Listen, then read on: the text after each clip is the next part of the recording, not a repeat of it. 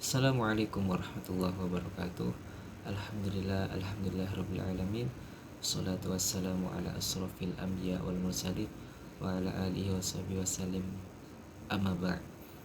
Perkenalkan, nama saya Abi Ashar Dakhilullah dengan NIM akhir 2025 100 20 11 0027. Pada kali ini saya akan menjelaskan mengenai munculnya madrasah al-hadis dan al-ra'yu di awal kodifikasi yang terjadi pada masa tabi'in. Nah, pada masa ini, periode ini berlangsung setelah berakhirnya masa Khulafa ar-Rasyidin yang menjadi jembatan yang melahirkan beberapa mazhab fikih. Pada masa ini, wilayah ini sangat berkembang sangat luas hingga meliputi beberapa wilayah: Persia, Syam, Mesir, serta Afrika Utara dan beberapa wilayah Asia Tengah. Perluasan wilayah ini membawa masyarakat Islam untuk bisa berinteraksi dengan berbagai budaya dan bisa menyesuaikan dengan budaya dan adat yang sistem hukumnya secara berbeda. Akibatnya yang terjadi, muncul beberapa persoalan yang baru yang tidak ditemukan langsung oleh Rasulullah SAW maupun para sahabat.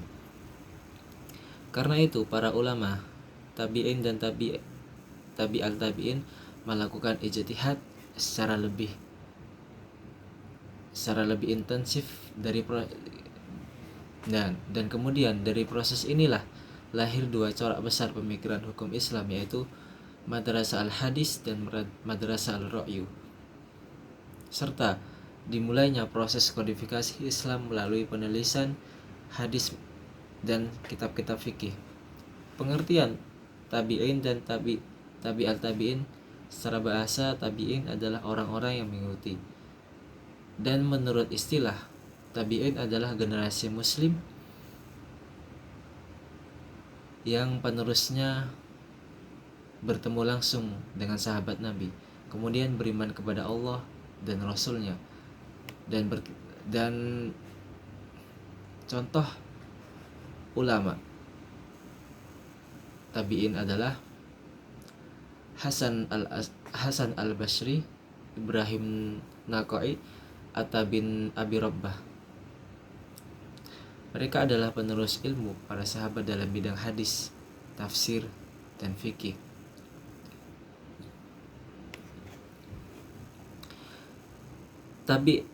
Al-tabi'in adalah generasi setelah tabi'in yang belajar langsung kepada para tabi'in. Pada generasi ini memiliki peran besar dalam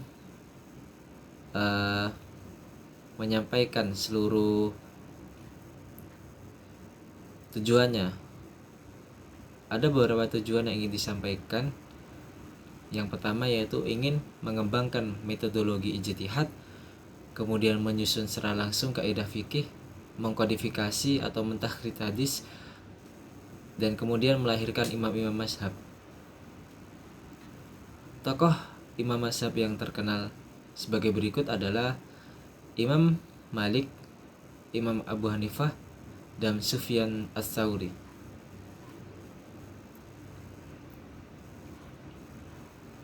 Kemudian ada beberapa perdebatan terkait munculnya madrasah al-hadis dan madrasah al-ra'yu. Terdapat geografis dan latar belakang secara sosial dalam ketersediaan teks hadis di berbagai wilayah yang memicu lahirnya dua aliran madrasah. Hukum yang memiliki pendekatan secara metodologis yang berbeda serta mengistimbatkan sebuah kesimpulan hukum. Madrasah al-hadis adalah madrasah yang berkembang di wilayah Mekah dan Madinah. Tokoh-tokoh utama adalah para ulama dan tabi'in seperti Sa'id bin Al-Musayyib, Urwah bin Az-Zubair, dan ada puncaknya pada masa ini Tabi al-Tabi'in dipimpin oleh Imam Malik bin Anas sebagai pendiri mazhab Maliki. Secara metodologi, aliran ini sangat mengutamakan teks secara literal Al-Quran dan Sunnah, mengikuti hadis serta fatwa para sahabat yang menetapkan di Madinah. Mereka sangat selektif dan membatasi penggunaan rasio ro'yu. Mereka baru menggunakan rasio yang benar-benar tidak ditemukan langsung dari teks dasar sama sekali. Kemudian Madrasah Al-Ra'yu berkembang sangat pesat di wilayah Kufah dan Bashrah. Tokoh-tokoh utamanya yang berperan antara lain yaitu sahabat Abdullah bin Mas'ud, kemudian dilanjutkan lagi oleh tabi'in oleh pengikutnya yaitu Ibrahim al-Nakhai, hingga dipimpin langsung oleh Imam Abu Hanifah. Secara tidak langsung, aliran ini banyak menggunakan penalaran secara logis, analogi secara kias, dan prinsip kemaslahatan istihsan. Mereka tidak hanya melihat teks secara harfiah, melainkan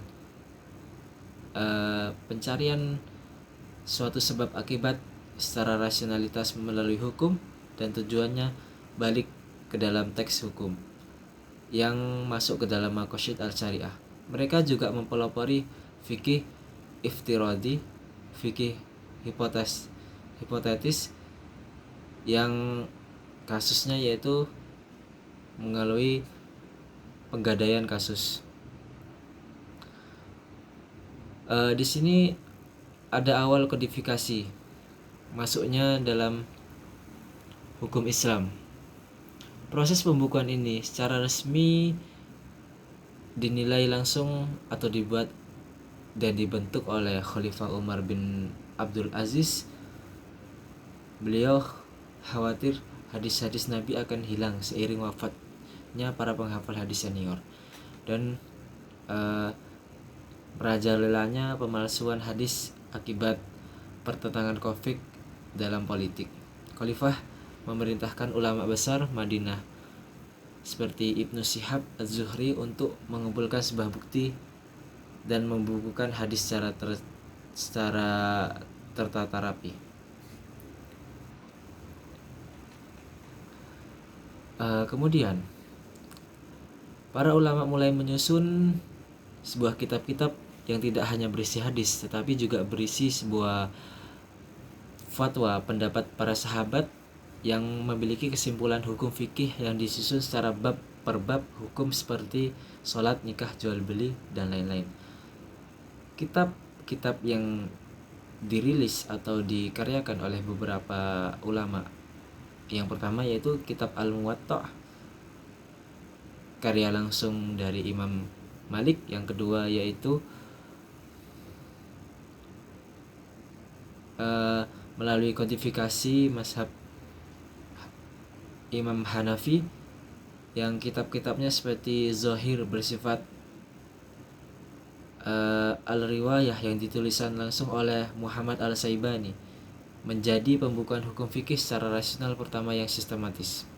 Kemudian kitab karya Imam al-Syafi'i yang secara tidak langsung menjadi tonggak awal fikih yang membantukan pendekatannya dalam Madrasah al-Hadis dan Madrasah al-Ra'yu secara metodologi masuk ke dalam usul fikih. Dalam kesimpulannya, masa ini adalah masa yang paling krusial yang menyelamatkan hukum Islam dari kepunahan intelektual. Perdebatan antara Madrasah al-Hadis dan Madrasah al-Ra'yu bukanlah sebuah perpecahan, melainkan sebuah dialektika ilmiah yang memperkaya khasanah hukum. Dialektika ini bersamaan dengan gerakan kodifikasi Tadwin yang berhasil mengubah hukum Islam dan tradisi lisan menjadi sistem hukum tertulis secara ilmiah, terstruktur, dan siap menghadapi perkembangan zaman yang ada. Mungkin cukup sekian presentasi dari saya. Apabila ada salah kata dari saya mohon maaf. Assalamualaikum warahmatullahi wabarakatuh.